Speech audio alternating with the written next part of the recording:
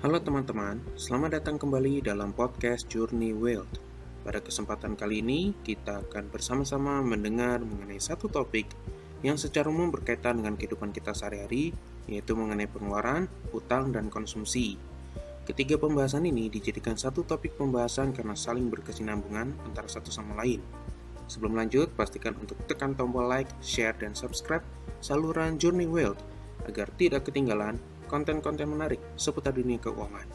Tanpa berlama-lama, mari kita mulai. Sebelum membahas lebih dalam mengenai pengeluaran, utang, dan konsumsi, ada dua artikel yang akan saya bacakan dari Kompas. Artikel pertama berjudul, Saat Pengeluaran Masyarakat untuk Bayar Utang Kian Meningkat. Pengeluaran masyarakat untuk membayar cicilan pinjaman atau utang kian meningkat. Hal ini kemudian membuat pos pengeluaran untuk konsumsi menyusut. Berdasarkan data survei konsumen Bank Indonesia, proporsi pembayaran cicilan utang terhadap pendapatan masyarakat mencapai 10% pada Desember 2023. Ini melanjutkan tren kenaikan beberapa bulan terakhir, di mana pada November mencapai level 9,3%. Di sisi lain, pos pengeluaran untuk konsumsi kian susut. Tercatat, rasio pengeluaran untuk konsumsi terhadap pendapatan masyarakat kembali menurun menjadi 74,3% dan bukan dari bulan sebelumnya sebesar 75,3%. Econom Center of Reform on Economic atau CORE, Yusuf Rendy menilai rasio cicilan utang sebesar 10% terhadap pendapatan masih tergolong sehat. Sebab menurutnya, batas umum pos pengeluaran untuk membayar utang ialah di kisaran 30-40%. Namun perlu diingat bahwa rasio ini merupakan rata-rata nasional, kata dia kepada Kompas. Ia bilang rasio pembayaran cicilan utang yang sudah mencapai 10% akan dirasa berat oleh masyarakat kelompok bawah. Proporsi ini bahkan disebut sudah menjadi beban yang cukup berat. Hal ini bisa menyebabkan daya beli masyarakat menjadi melemah, ujarnya. Lebih lanjut, Yusuf menilai semakin meningkatnya alokasi pembayaran utang masyarakat disebabkan oleh kombinasi antara dua hal, yakni tingkat suku bunga acuan yang tinggi dan semakin mudahnya akses layanan pinjaman online atau pinjol. Yang menjelaskan peningkatan suku bunga acuan BI pada tahun 2022 dan 2023 telah berdampak pada peningkatan suku bunga kredit perbankan. Berdasarkan data BI, suku bunga kredit perbankan berada di level 9,29% pada November 2023. Dengan tingkat suku bunga kredit yang lebih tinggi, maka terdapat penyesuaian terhadap biaya cicilan yang perlu dikeluarkan masyarakat, sehingga beban pembayaran cicilan utang menjadi lebih besar, kata dia. Selain itu, masyarakat juga semakin mudah mendapatkan akses pembiayaan dari industri jasa keuangan non-bank. Bukan hanya pinjol, layanan beli sekarang, bayar nanti atau pay later juga kian digemari masyarakat. Berbeda dengan bank, industri jasa keuangan non-bank menawarkan layanan pembiayaan yang jauh lebih mudah persyaratannya. Oleh karenanya, banyak masyarakat memilih layanan ini. Hal ini membuat masyarakat lebih mudah untuk berutang, baik yang sifatnya mendesak ataupun untuk pemenuhan barang konsumsi yang sifatnya tidak mendesak, ujarnya. Artikel kedua berjudul Pengeluaran Masyarakat untuk Bayar Utang Semakin Meningkat. Pos pengeluaran masyarakat untuk membayar cicilan pinjaman atau utang kian meningkat.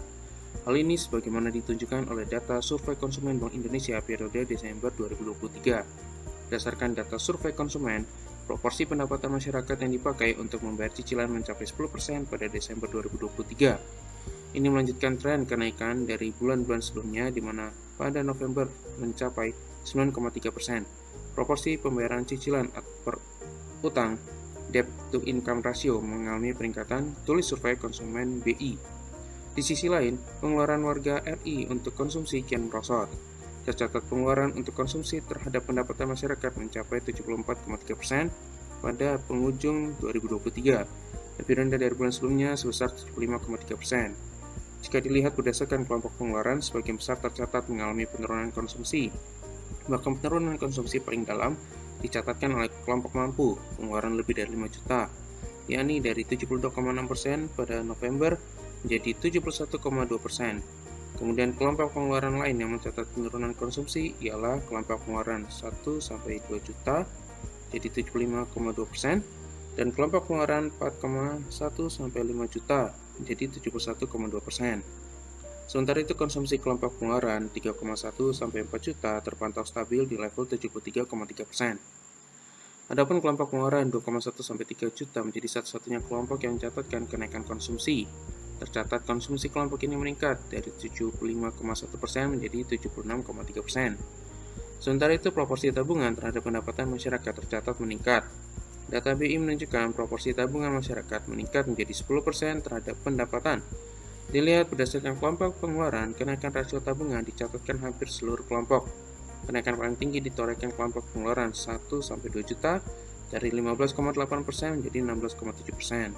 Sedangkan kelompok pengeluaran 4,1-5 juta mencatat kenaikan proporsi tabungan jadi 17,2%, dan kelompok pengeluaran lebih dari 5 juta menjadi 16,7%. Adapun kelompok pengeluaran 3,1-4 juta tercatat stagnan di 16,1%. Kelompok pengeluaran 2,1-3 juta menjadi satu-satunya kelompok yang mencatat penurunan rasio tabungan terhadap pendapatan. Kelompok ini mencatatkan penurunan rasio tabungan dari 15,7% menjadi 14,6%. Dari dua artikel yang telah saya bacakan, dapat diketahui bahwa saat ini terjadi penurunan konsumsi dan peningkatan pengeluaran untuk membayar utang yang meningkat. Kurang lebih ringkasan dari kedua artikel tersebut seperti ini. Pertama, menurut survei konsumen Bank Indonesia pada Desember 2023, proporsi pendapatan masyarakat yang digunakan untuk membayar cicilan utang mencapai 10%. Ini mengalami kenaikan dari 9,3% pada bulan November 2023. Kedua, sementara itu, pengeluaran masyarakat Indonesia untuk konsumsi mengalami penurunan. Rasio pengeluaran untuk konsumsi terhadap pendapatan turun menjadi 74,3% pada akhir 2023, menurun dari 75,3% pada bulan sebelumnya. Ketiga, mayoritas kelompok pengeluaran mengalami penurunan konsumsi, terutama kelompok mampu dengan pengeluaran lebih dari 5 juta. Penurunan konsumsi juga dicatatkan oleh kelompok pengeluaran 1-2 juta dan 4,1-5 juta. Keempat, Yusuf Rendy Manilet dari Center of Reform on Economic atau CORE menilai bahwa rasio cicilan utang sebesar 10% terhadap pendapatan masih tergolong sehat, namun ia mencatat bahwa rasio ini adalah rata-rata nasional. Kelima, rasio pembayaran cicilan utang yang mencapai 10% dianggap berat, terutama oleh masyarakat kelompok bawah. Ini dapat melemahkan daya beli masyarakat dan menjadi beban yang cukup berat. Keenam, faktor-faktor seperti tingginya suku bunga acuan dan kemudahan akses layanan pinjaman online atau pinjol turut berkontribusi pada peningkatan pembayaran cicilan utang. Ketujuh, akses mudah ke layanan pinjaman dari industri jasa keuangan non-bank, termasuk pinjol dan layanan bank liar nanti, turut berkontribusi pada meningkatnya pembayaran utang oleh masyarakat.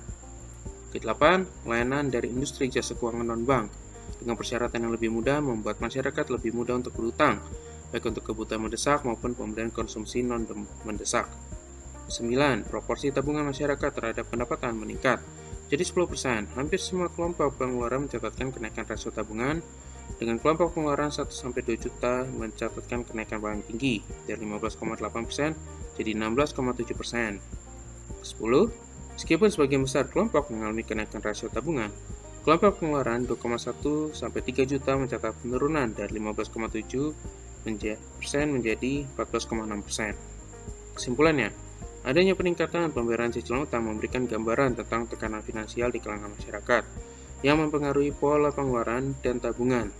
Faktor suku bunga tinggi dan mudahnya akses ke layanan pinjaman non-bank juga memainkan peran penting dalam dinamika keuangan tersebut. Nah, berdasarkan dari dua artikel yang sudah saya bacakan dan sudah didengar oleh teman-teman semua, tentunya ini menjadi satu poin yang sangat penting untuk diperhatikan. Poin ini berkaitan dengan pengeluaran, berkaitan dengan konsumsi, berkaitan dengan utang. Ketiga hal ini menjadi satu yang berkesinambungan. Oleh karena itu, kita akan bersama-sama untuk membahas. Di sini saya akan membicarakan mengenai pengeluaran, mengenai utang, dan mengenai tabungan. Bagaimana kita sebagai orang-orang biasa pada umumnya perlu untuk belajar mengelola keuangan kita, terutama dari ketiga aspek ini. Mari kita mulai dari pengeluaran. Untuk pengeluaran, ada 5 hal yang perlu kita perhatikan. Pertama, mengidentifikasi pengeluaran rutin dan pengeluaran tidak rutin. Nah, pengeluaran rutin ini contohnya seperti untuk kebutuhan sehari-hari, berarti makan, transportasi, kemudian untuk kebutuhan-kebutuhan lainnya yang memang secara esensial bermanfaat untuk kebutuhan sehari-hari, untuk kelangsungan hidup kita. Kemudian ada juga pengeluaran tidak rutin, mungkin adanya biaya darurat atau pembelian besar-besaran, mungkin seperti ada beli baju untuk pesta atau untuk membeli, intinya adalah membeli hal-hal yang sifatnya tidak rutin, yang bukan menjadi kebutuhan sehari-hari. Nah, di sini saya menekankan bahwa dari pengeluaran ini perlu untuk dipisahkan, mana yang bersifat rutin, mana yang tidak rutin. Mengapa demikian? Karena kita bisa memfokuskan pengeluaran rutin menjadi fokus, sementara pengeluaran yang tidak rutin kita bisa sisihkan terlebih dahulu. Ini berlanjut ke poin yang kedua, yaitu pengelolaan anggaran, di mana pentingnya membuat anggaran untuk mengelola pendapatan dan memastikan pengeluaran tidak melebihi pendapatan. Nah, tujuan dari pembuatan anggaran adalah agar memastikan pengelolaan keuangan kita menjadi lebih baik. Tentunya jangan sampai anggaran yang kita buat membuat kita menjadi seakan-akan tercekik atau menjadi tidak leluasa dalam mempergunakan uang. Tujuan dari pembuatan anggaran adalah supaya membuat kita semakin bijak dalam menggunakan uang yang kita miliki, mengelola pendapatan, dan memastikan bahwa pengeluaran yang kita keluarkan tidak melebihi pendapatan sehingga tidak membuat kita untuk berhutang. Bahkan lebih lagi, kita bisa menekan pengeluaran kita agar dari pendapatan yang kita dapatkan ada sisa yang bisa untuk ditabungkan atau diinvestasikan. Kemudian poin ketiga adalah menentukan prioritas pengeluaran untuk memastikan kebutuhan dasar terpenuhi sebelum mengalokasikan dana untuk keinginan.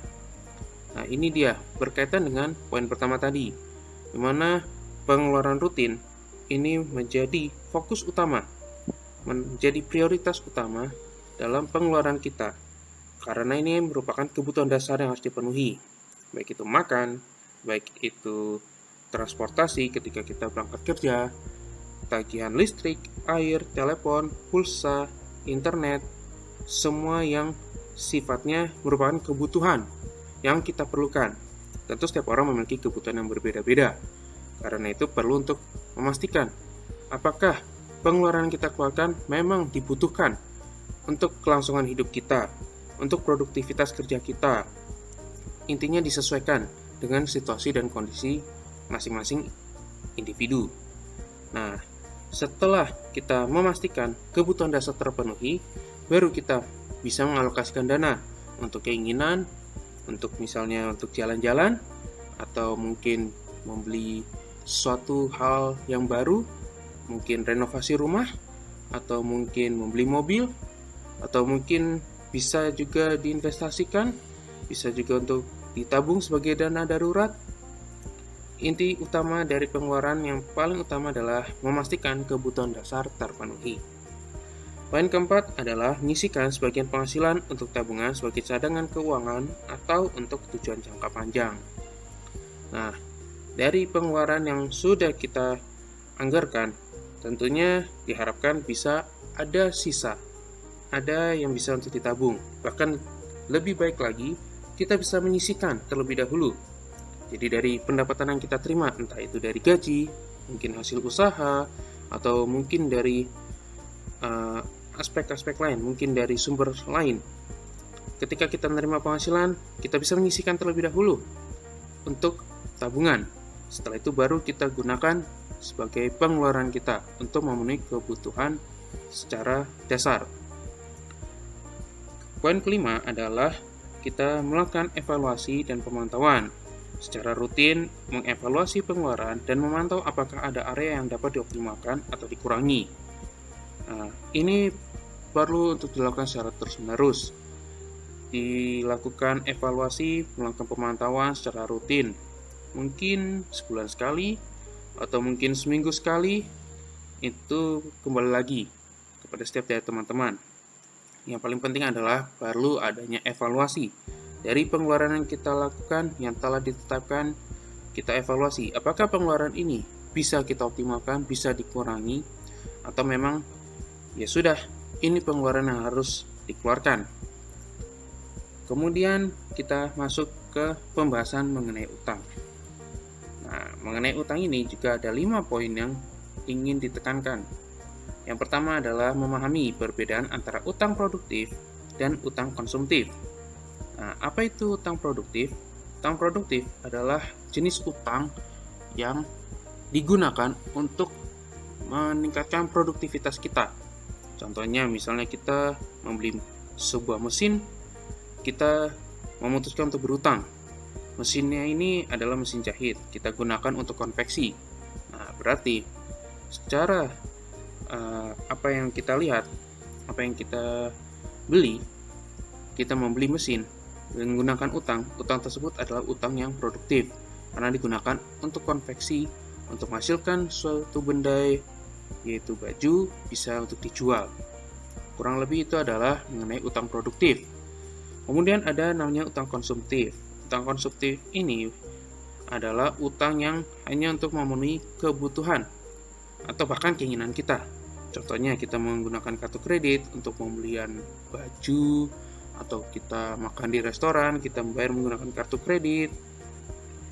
Ada berbagai macam banyak hal yang mengenai utang konsumtif. Dan ini adalah satu hal yang banyak dari kita itu terjebak.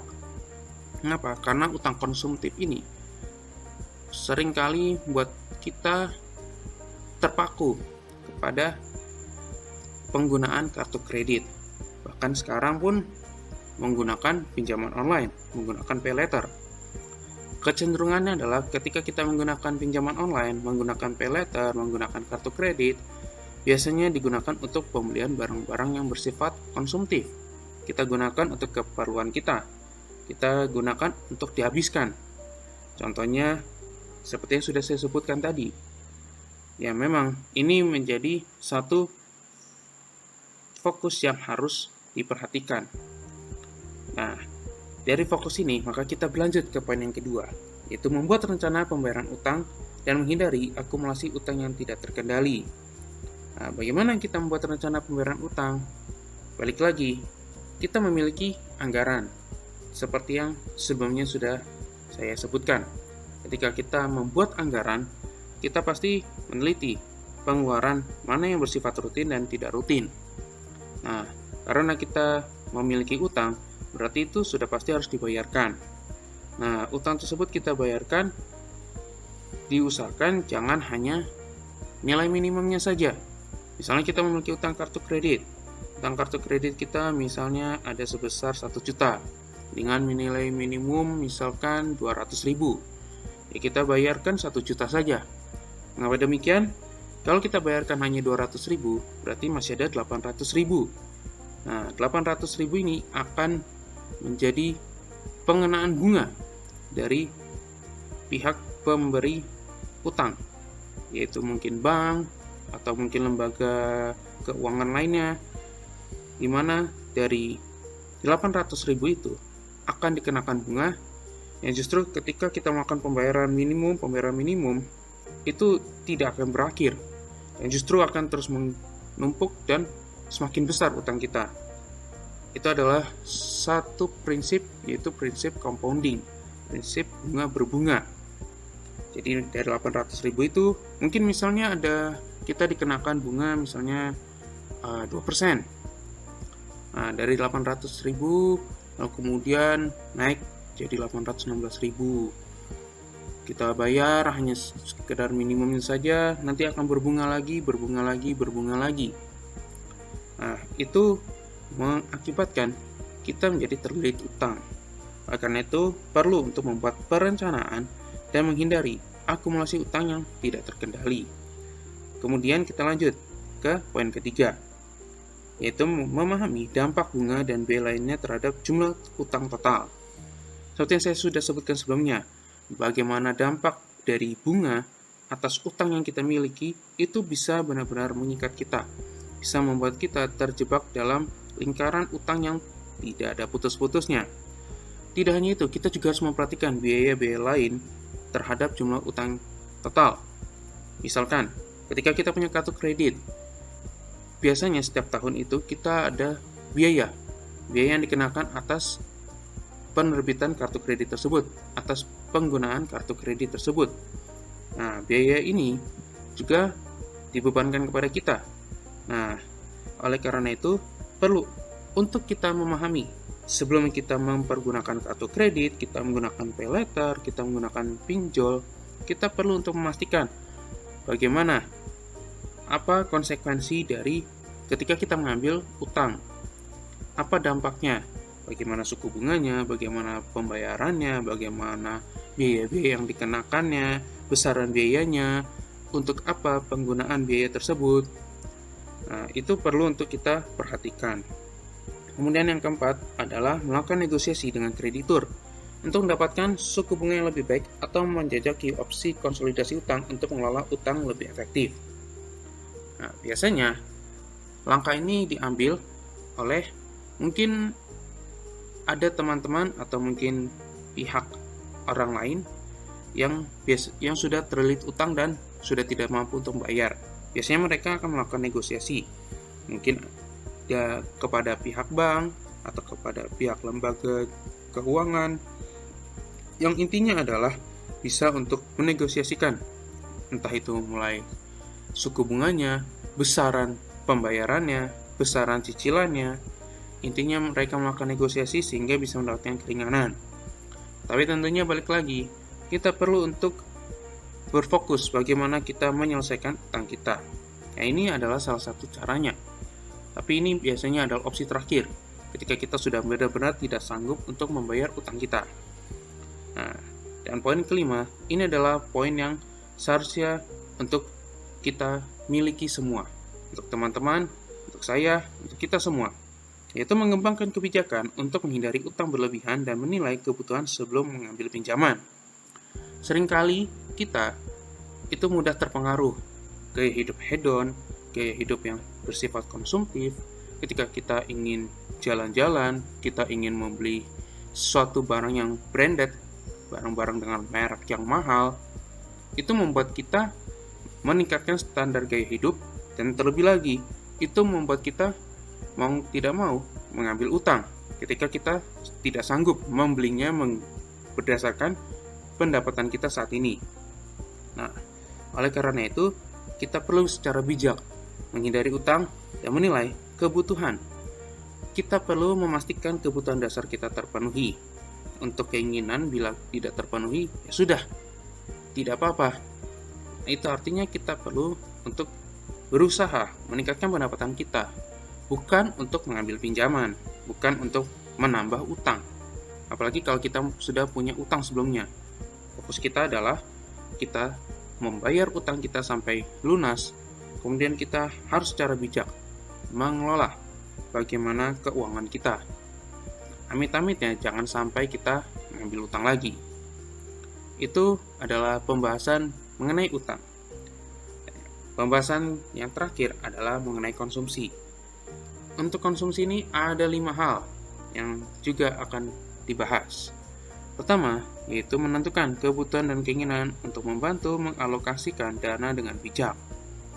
Nah, kita perlu untuk memastikan kebutuhan dan keinginan ini terpisah, tidak saling terkait satu sama lain.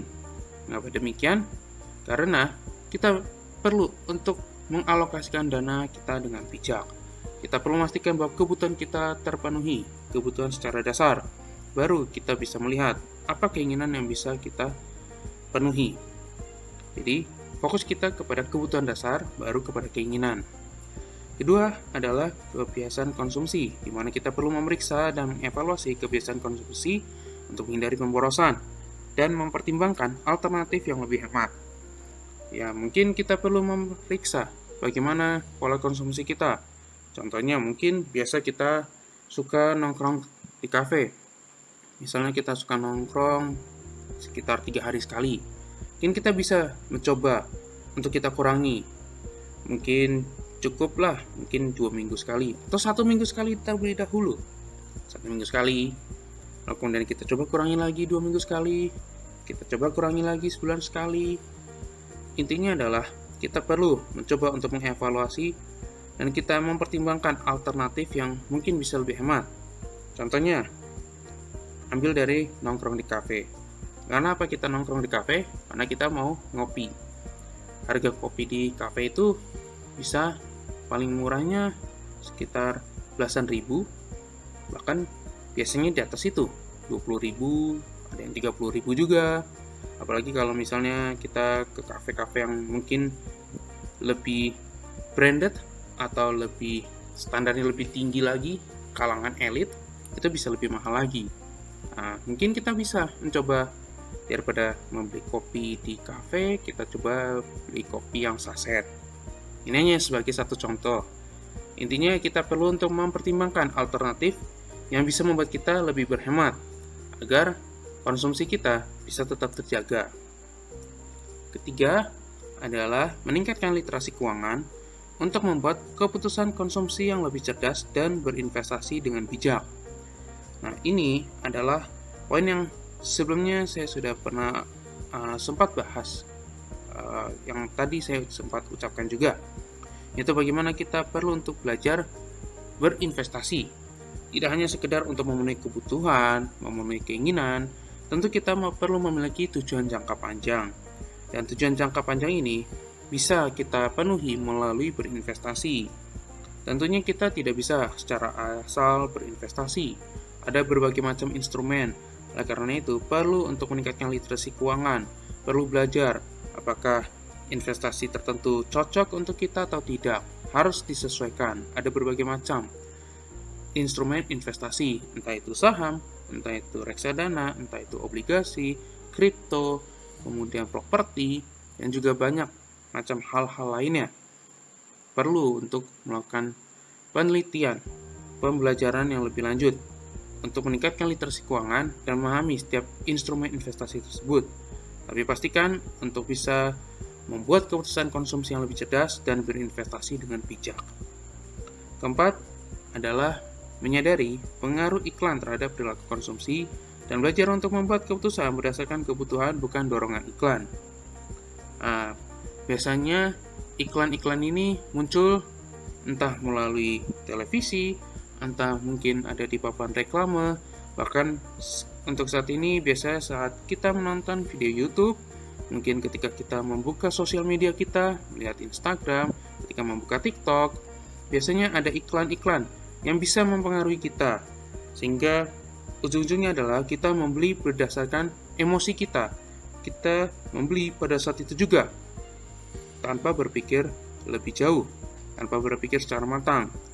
Nah, karena itu kita perlu untuk belajar bagaimana mengatasi impuls yang muncul ketika kita melihat suatu iklan. Iklan tersebut mungkin terlihat menarik, tapi kita perlu ingat bahwa kita perlu menyesuaikan dengan kondisi keuangan kita, dan terlebih lagi kita perlu untuk memenuhi kebutuhan dasar terlebih dahulu. Baru ketika mungkin ada rezeki, kita memiliki pendapatan yang lebih tinggi, kita memiliki dana yang cukup, mungkin kita baru bisa untuk memenuhi keinginan kita. Ya, tapi yang paling penting adalah pastikan kita membuat keputusan berdasarkan kebutuhan. Dan yang poin terakhir adalah konsumsi berkelanjutan, di mana kita memikirkan dampak lingkungan dari keputusan konsumsi dan mencari cara untuk mengadopsi pola konsumsi yang lebih berkelanjutan. Hal ini biasanya terlihat dari sekarang ini kan penggunaan plastik itu sudah benar-benar dikurangi, khususnya ketika kita berada di beli di supermarket, di minimarket, atau kita beli di department store. Itu penggunaan kantong plastik sudah dikurangi. Tujuannya adalah agar tidak merusak lingkungan, agar lingkungan bisa tetap terjaga, karena penggunaan plastik itu sangat sulit untuk terurai. Oleh karena itu, daripada kita menambah limbah, lebih baik kita mengurangi limbah yang dapat merusak lingkungan. Ya, tentunya ini juga berkaitan juga bagaimana kebiasaan kita, bagaimana konsumsi kita, yang berkaitan juga dengan lingkungan hidup. Nah, oleh karena itu, ya perlu untuk kita memperhatikan dari ketiga hal ini. Kita perhatikan bagaimana untuk pengeluaran kita, utang, dan konsumsi. Ketiga hal ini saling berkaitan satu sama lain. Oleh karena itu, pastikan bahwa ketika kita memiliki konsumsi yang bisa ditekan, kita bisa memiliki utang yang minim, bahkan tidak ada utang sama sekali, dan kita memiliki prioritas konsumsi, sudah pasti kita memiliki kehidupan yang lebih baik. Tentunya kehidupan yang lebih baik ini pasti menjadi dambaan bagi semua orang. Tapi tidak cukup sampai di situ. Perlu adanya peningkatan lagi. Mungkin melalui literasi keuangan yang meningkat, melalui belajar bagaimana berinvestasi, bagaimana kita menabung. Ada berbagai macam hal yang perlu untuk dipelajari agar kita bisa mencapai kehidupan keuangan yang stabil. Kehidupan keuangan yang bisa membuat kita capai kebebasan finansial. Oleh karena itu, jangan lupa untuk tekan tombol like, share, dan subscribe saluran Journey Wealth agar tidak ketinggalan konten-konten menarik seputar keuangan. Karena semua itu akan dibahas dalam saluran Journey Wealth. Terima kasih telah mendengarkan podcast ini, dan sampai jumpa di podcast-podcast berikutnya.